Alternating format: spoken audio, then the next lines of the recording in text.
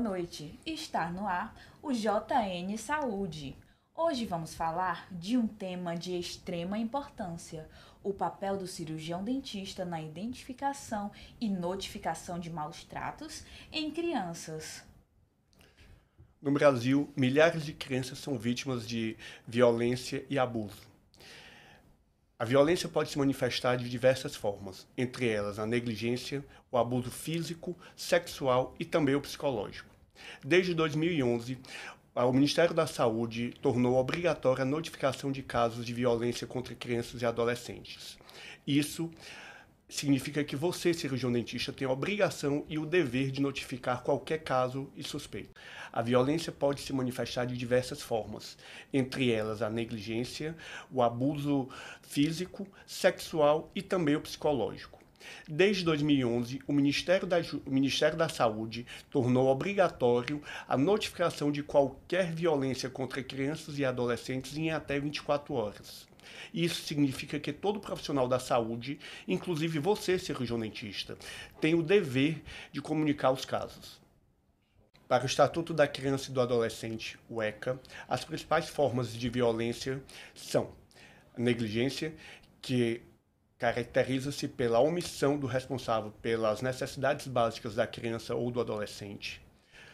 A outra forma de violência é a violência sexual, que é caracterizado pelo abuso do poder cometido por adultos ou por crianças maiores, utilizando força física, ameaças ou intimidação psicológicas com o intuito de gratificação sexual. A violência psicológica. Para o Ministério da Saúde, o abuso psicológico caracteriza-se pela ação ou omissão que causa dano à autoestima. Isso pode ser caracterizado como xingamentos contínuos, intimidação, abandono emocional. Essa agressão não deixa marcas visíveis, mas deixam feridas abertas para a vida toda. Diante da suspeita, o diagnóstico do abuso infantil baseia-se no conhecimento de indicadores comportamentais, de sinais e sintomas comuns às crianças abusadas e negligenciadas. Temos indicadores físicos, como lesões sentinelas, fraturas inexplicáveis, queimaduras e marcas sugestivas de violência. Também temos indicadores comportamentais. Para falar sobre esse assunto, vamos falar diretamente com a repórter Yolanda, que está com um especialista na área. Boa noite, Auro. Boa noite, Vanália. Boa noite a todos que assistem o JN Saúde. É isso mesmo, nós estamos aqui na Unidade Básica de Saúde com o profissional Almir. Ele é um psicólogo, especialista na área, e hoje ele vai falar um pouco, sobre esse assunto com a gente. Boa noite, Almir. Tudo bem? Tudo bem, boa noite. Almir, vamos lá. Quais os comportamentos e sinais emocionais que a criança pode dar durante o atendimento ou durante o cotidiano, indicando que ela está sendo vítima de maus tratos? Existem vários tipos emocionais, que são os repentinos e os duradouros. A gente tem que observar isso aí. O comportamento dessa criança, por exemplo. Como é que essa criança está se comportando em relação até a pessoa que leva lá no atendimento? Que pode ser um parente, ou um pai, um responsável, que pode nem saber desses problemas que a criança está enfrentando. Então, esses problemas emocionais podem ser físicos, podem ser psicológicos e sexuais. Com o atendimento sempre constante dessa criança, você vai poder observar muita coisa, porque ele vai voltar várias vezes lá para o seu atendimento, até porque a criança cria um vínculo com o dentista profissional, não é? E agora existem várias coisas que você pode observar. O medo. A criança vai ter medo de agulha, com certeza, medo do atendimento. Mas vai ter sinais visíveis que você vai ver. Por exemplo, o pai, a pessoa responsável, não vai deixar a criança falar. Entendeu? Vai sempre... a criança vai ser sempre bloqueada por ele. Então ele vai comandar a criança. Quando você observar um comportamento desse, pode contar que tem uma coisa errada ali. Com certeza. Isso se encaixa até no nosso segundo questionamento, de como o agressor, ou a pessoa responsável pode dar sinais assim, durante o atendimento, durante a rotina, que ela é o agressor, o abusador. Olha só, isso é uma pergunta muito importante e ela tem vários viés. Porque, por exemplo, o que seria ali às vezes a gente fala assim, o que é agressor? É não cuidar da criança, deixar com que ela tenha os dentes todos com problemas na saúde bucal, não acolhimento dessa criança em relação à escovação, não ter esse cuidado com essa criança, aí não é uma agressão em relação à criança em relação à sua saúde bucal, e não agressão de aspecto físico, sexual, nada disso. Né? Esse é o problema, isso que tem que ser observado. Então esse é o tipo de negligência, ou uma negligência pior, que a criança tem medo mesmo, a criança tem sinais na boca de que foi agredida, né? Hematomas, isso tem que observar na criança, até pelo corpo, nos braços, nas pernas, tem que observar, porque às vezes não precisa ser só na boca. Normalmente, geralmente é na cabeça, é na boca, tá? Ou na cabeça ou na boca. E pode ter nos braços, nas pernas, aí você tem que observar, e quando você vê alguma mancha ou alguma roxidão nessa criança, você tem que ficar atento. Entendeu? E durante o atendimento, o cirurgião dentista deve ter aquele controle emocional, né, durante o atendimento, na hora que ele identificar algum caso, né? E como o profissional da saúde pode se preparar emocionalmente, né, quando ele identificar esses tipos de sinais? Olha, é importante que se você for um odontopediatra e tem o hábito de cuidar de crianças, você tem que, se você não conseguir emocionalmente se controlar em relação a isso, né? Porque é uma criança, você tem que procurar ajuda também.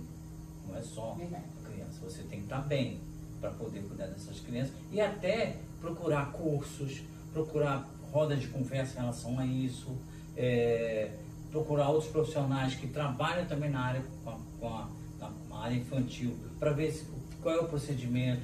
Tem um grupo mesmo de apoio. Acho que é tão importante isso. Porque quando você trata com criança, a criança é uma pessoa indefesa. Ela não tem como se defender. Não é? Então, tanto que ela se esconde, ela tem medo. Quando o agressor está perto, ela se afasta.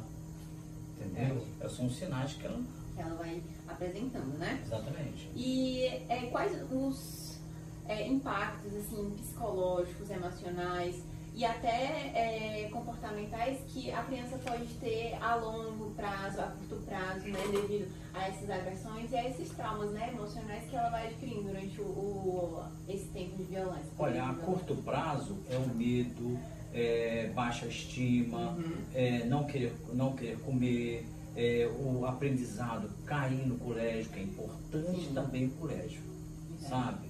Quando existe um péssimo rendimento de colégio, pode contar que tem alguma coisa dentro de casa.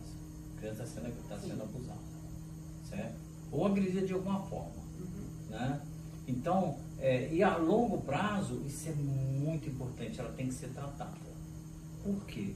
Porque quando existe a personalidade da criança, então os primeiros 3 anos de vida da criança é importante para a autoestima, formação de autoestima, para a formação de ela saber lidar com o outro, com a mãe. Tanto que a criança no berço, quando ela chora, a mãe vai e ela para de chorar.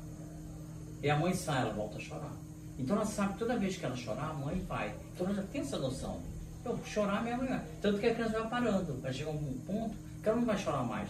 Ela vai só chorar um pouquinho, a mãe vai, aí tira, amamenta, porque ela está com fome, né? Então ela já começa a ter esse conhecimento até os 3 anos. E a formação da personalidade é a partir dos 6 anos, que é na primeira infância. É importante. E se não for cuidado, vai causar, na parte duradoura, os transtornos de personalidade, ela vai começar a se relacionar com pessoas abusivas, ela vai começar a relacionar com pessoas que vão bater nela e vão agredi-la, e ela vai se sentir bem em relação a isso. E ela pode também, às vezes, essa mudança de personalidade não é porque ela quer, é uma defesa que ela tem. Entendeu? Então ela, sendo agressiva e abusiva, é um meio dela se defender. Isso mesmo. É isso, gente. Espero que tenha ajudado aí, ficado claro com esses questionamentos, a sabedoria do nosso querido Almir, né? Muito obrigada, Almir, pela sua disponibilidade. É importante vocês abordarem sobre esse assunto, porque as crianças são defesas, né? E hoje as pessoas na classe bem baixa, né? É muito complicado, entendeu? E aí a gente tem que cuidar dessas crianças mesmo. A gente que é profissional da área de saúde, né? E a odontologia é importante observar, principalmente, não é só quem é odontopediatra, mas quem trabalha na clínica e atende criança, né?